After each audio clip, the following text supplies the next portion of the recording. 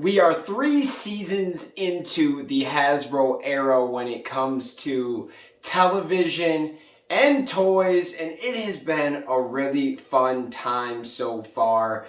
We're going to talk about it and compare it to the first few years of the NEO-Saban era. What is better, NEO-Saban or Hasbro? We're going to talk about it, break it down. Hit that intro. I can't do this on my own, 'cause you know things ain't always sweet when you out here in these streets. But my morpher when it morphed, I made a fake one. Yo, what's going on, everyone? Welcome to the fan club. It's your boy Dan Brosnan in the building. Welcome to the show. We love you guys. If you like this content, you know what to do. Hit that like button, hit that subscribe button, hit that notification bell. You can also send us a super thanks right here on YouTube. It goes a long way. Yo, I have a disclaimer this episode. So I got a couple fill-ins in my teeth today, and all right here, I'm not making this up, it is numb. So if I'm slurring words, acting like a fool, talking all weird, I mean, maybe a little bit weirder than I normally do, it's because of that. I just wanted to say that I'm not going into like a heart attack or a stroke. Nothing like that, guys. We were just having some fun, and I'm not gonna not make videos, man. I have to make videos. This is what we do. This is part of our life, man. And this video is kind of fun because we're gonna be talking about the NEO-Saban era and the Hasbro era, and we're gonna compare the two, okay?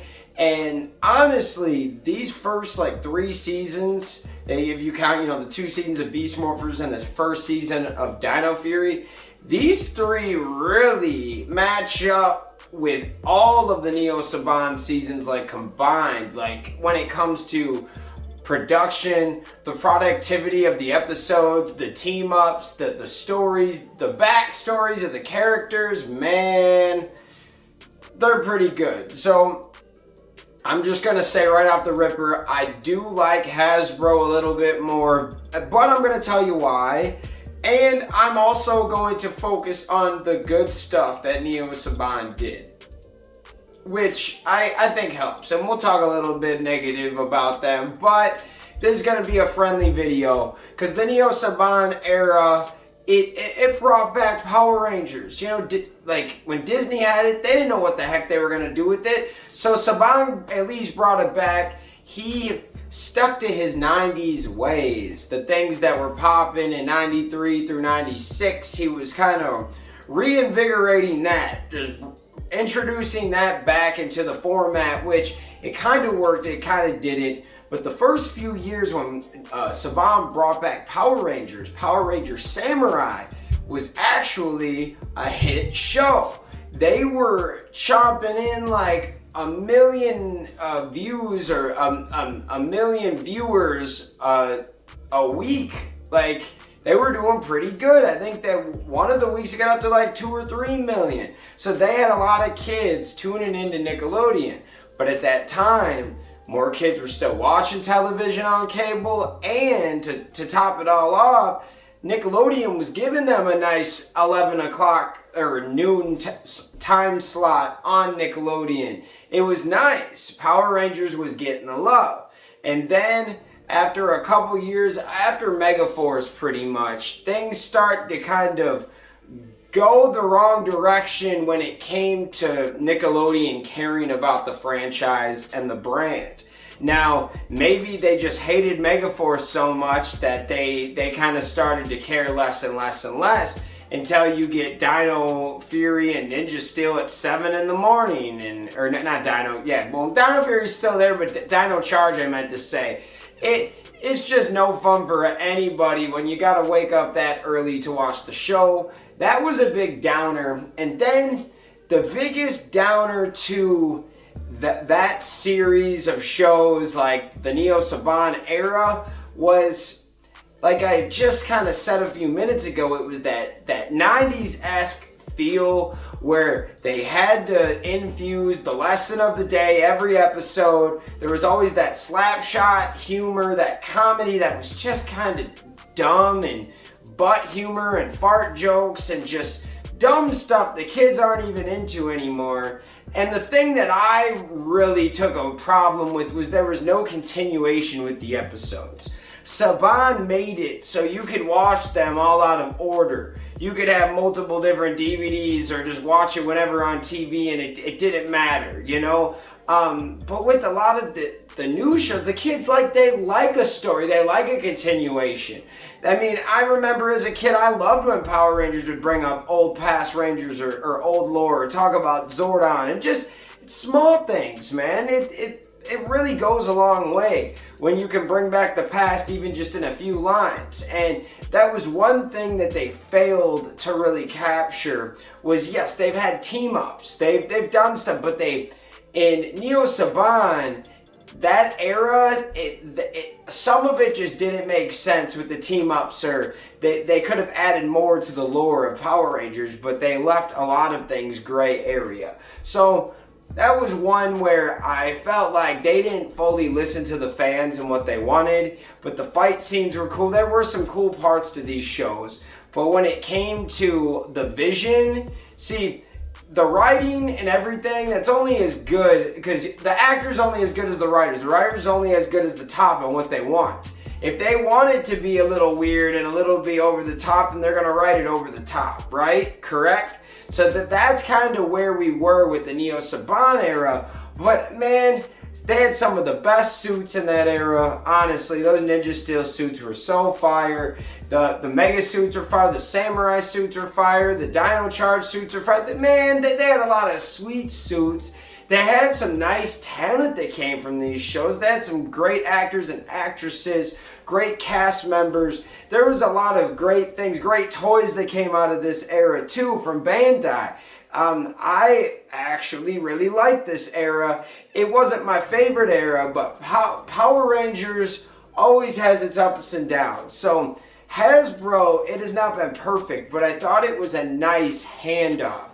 They went with Beast Morphers, something that we already were kind of expecting, something that Saban was probably going to push out Go Busters no matter what. So we get the Grid Battle Force gang, and it was actually a really nice starter season for Power Rangers and Hasbro. It was well put together. It had team-ups. It introduced the whole Ranger history factor of the show. There was a lot of great things that they brought back Goldar. They did some good stuff with this show that connected. You can hit as many runs as you want. You got to make them connect. You got to get all the base runners to go around. And that's what Hasbro's trying to do. When Hasbro came in, they just cut off every single deal that they could that didn't make any sense. So like the Netflix deals, like, yo, we got all these old seasons, no one's watching them. We need to create a demand. Let's pull them and slowly release them on YouTube. We can make more money that way, and now there's a demand for them. The Shout Factory DVD deal. I know a lot of you guys on here complain about the DVDs, and I get it. It's a sad day when there's no Power Ranger DVDs. Trust me. But I did my research on these. There's hella Shout Factory DVDs still out there. Now, some of those seasons toward the end are going to be hard to find because they only released so many because they knew they weren't going to sell. And they didn't sell. They looked at the numbers of Shout Factory. If they were making a lot of money off these DVDs, they would have re-upped that deal. Now, Shout Factory DVDs are still out there. I saw all 3 seasons of Mighty Morphin at my Walmart in Iowa for like $40 last month. Just so you know, the Shout Factory DVDs they discontinued like releasing anymore, doing anything more with it, but you can still find the DVDs if you need the past seasons of DVDs. And then also, it's not very profitable anymore to do the DVDs. You're telling me I can put all my stuff on YouTube and collect revenue streams and checks off of these? And it's a free platform for you guys, so it's easier for you guys to get it. I bet if you did the numbers, I bet more people are on YouTube in a day than they are on DVD players these days. And I don't mean like a PlayStation. I mean actually like using a DVD player to watch a movie like constantly every day compared to YouTube. I bet, 10 years ago it would have been switched. But now, I bet YouTube is on top.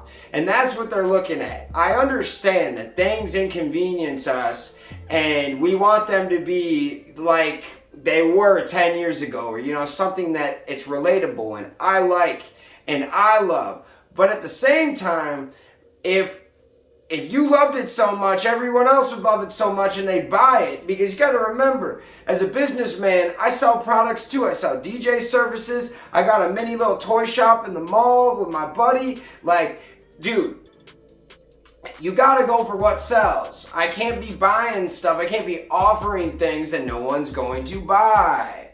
That's the whole thing. Now, in the beginning with the Shop Factory, I bet the first 5-6 seasons they had, they released on DVD, I bet those were awesome because they were Mighty Morphin, they were Zeo, In Space, Turbo, etc. Once you start to get past Lightspeed Rescue and get into Disney, I guarantee you the numbers drop off just because those are less known Power Ranger seasons. No matter what you want to talk about them, like, everybody remembers Mighty Morphin. They might remember the Cars one with Turbo, or the In Space, or Zeo with the, you know, with the PlayStation icons. People saying, oh, those are the PlayStation icon Rangers. I heard one guy say. So yes, people remember those first 5, 6, 7 seasons. And then they all start to blur together because they grew up and they went to a different network, Disney, ABC, all that kind of stuff, right? So those DVDs are always going to sell more, and towards the later end, they didn't probably even make that many of the Jungle Fury or the or RPM or, you know, seasons like that because they weren't going to sell. And so you're going to make a smaller batch so you can at least sell out of those. So with that being said, instead of complaining, let's write Hasbro and email them and message them and ask them to put up your favorite seasons. You feel me? Because they're going to. They already said they're going to. It only makes sense. Think about it. If they could make, you know, they have all these episodes. If they could make 1 million views an episode, they're going to make a lot of money on that. And if YouTube's the only place you can watch it, then that kind of, I don't know, it adds something special, that exclusive vibe where I can't get it anywhere else. And you took it away from Netflix and I couldn't find it for so long. Now I need to go binge the whole season on YouTube. And I don't care what platform it's on right now. I think the whole point is that they're trying a different platform. They're trying something different.